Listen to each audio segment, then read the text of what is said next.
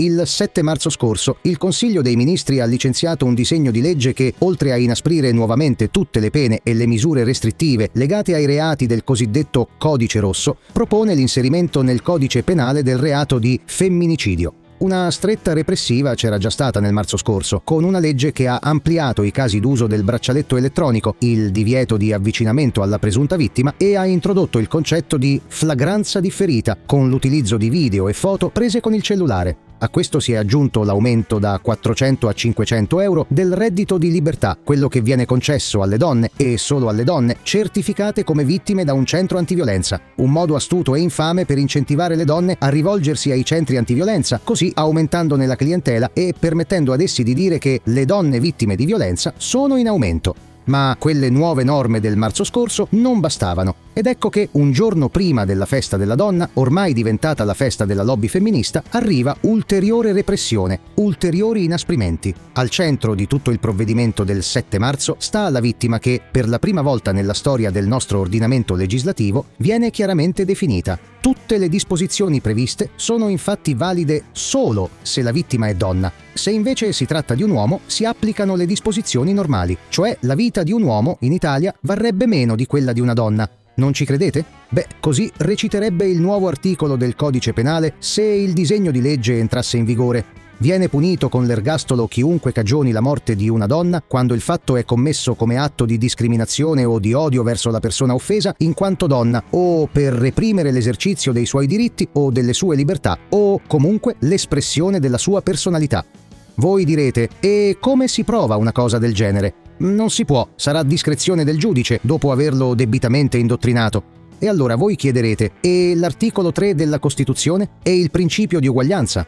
Beh, non vale più, esattamente come accade nei regimi totalitari.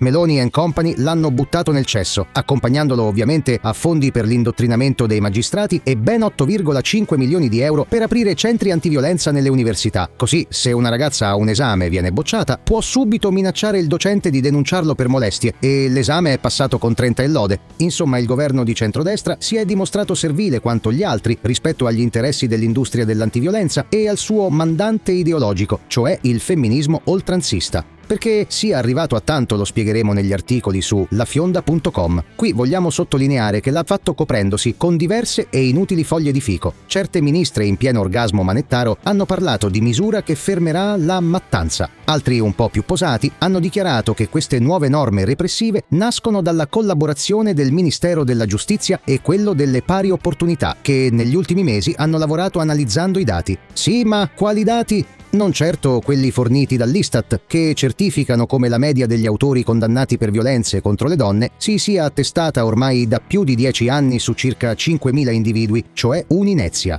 Non certo i dati forniti di recente dalla Polizia di Stato, che ha certificato come quei reati, e in particolare l'omicidio di donne per mano maschile, siano in calo verticale. Sicuramente non si trattava dei dati europei, che posizionano l'Italia all'ultimo posto per incidenza di violenze di genere e omicidi. Tantomeno si trattava dei dati relativi alle denunce archiviate o che si sono concluse con un'assoluzione, cioè quel 90% dei casi che rende evidente quanto gli inasprimenti, oltre a lasciare inalterato il fenomeno della violenza contro le donne, alimenti un profluvio di false accuse e denunce strumentali. Quindi che i nuovi provvedimenti siano basati sui dati, o è una balla colossale, oppure nei ministeri lavora gente che non sa o non vuole leggerli correttamente, ma soprattutto gente a cui non importa nulla degli effetti che porcate del genere hanno sull'intero sistema della giustizia e di conseguenza anche sugli equilibri sociali. L'interesse è assecondare i gruppi di interesse economico e di potere legati all'industria dell'antiviolenza e accreditarsi presso di essi in termini elettorali.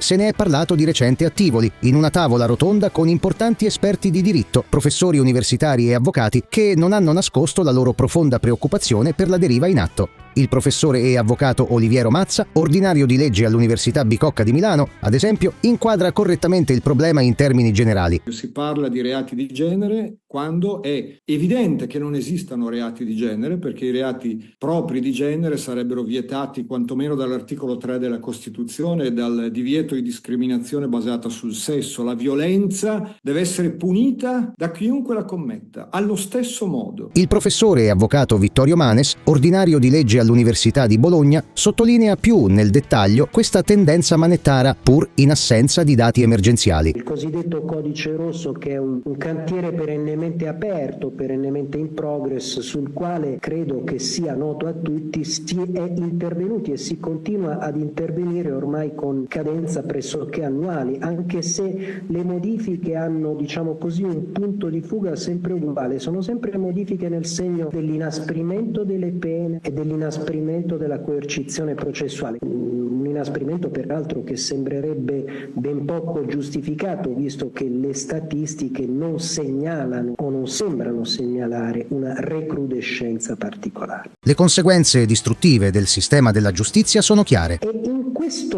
contesto si va sempre più verso un diritto penale empatico, come qualcuno lo ha definito, emotivo ed emotigeno, dove al centro dell'accertamento processuale non c'è più un fatto tipico, offensivo, colpevole, ma c'è il grido di dolore della vittima, la sua fragilità e le sue percezioni.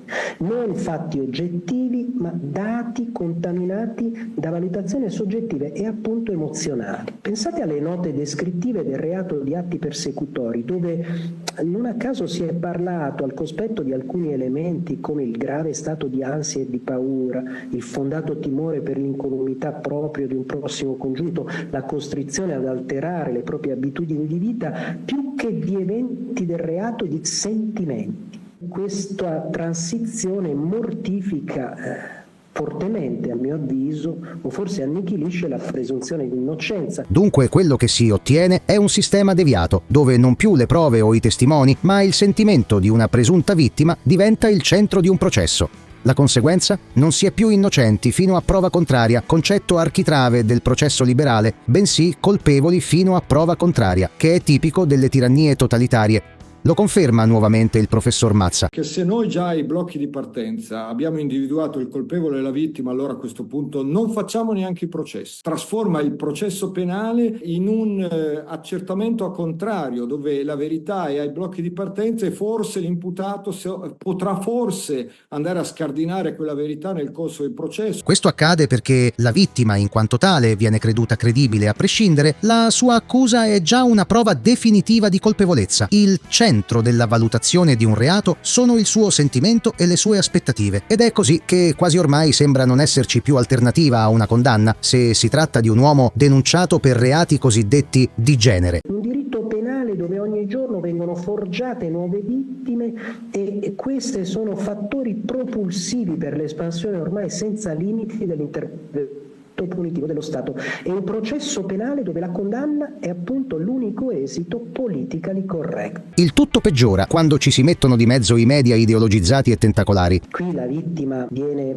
ostentata, protagonizzata, persino sacralizzata. In questa rappresentazione la vittima ancora una volta viene istituita come tale prima del giudizio e ovviamente tutto a scapito del presunto autore. Il presunto autore diventa un presunto colpevole, non più un presunto innocente, o meglio un colpevole in attesa di giudizio. Il risultato finale qual è?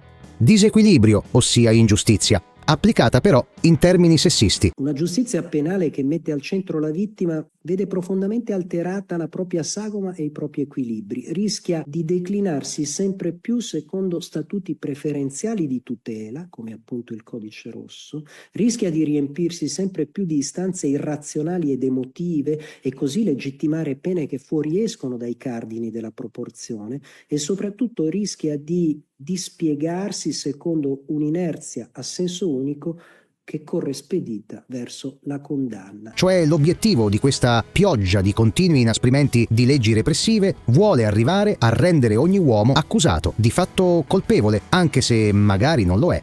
Ma soprattutto serve per dire che la vita di una donna vale di più di quella di un uomo, il che è pur vero, però soltanto in uno stato primitivo e di natura. Una conquista della civiltà è imporre che entrambi i sessi, biologicamente diversi, siano uguali davanti alla legge. La proposta del governo Meloni è dunque un passo indietro gravissimo in termini di civiltà, anche perché se questo orrore vale oggi per le persone di sesso maschile, domani potrebbe valere per qualche altra categoria, o magari per tutti quelli che non partecipano o non aderiscono al regime al potere.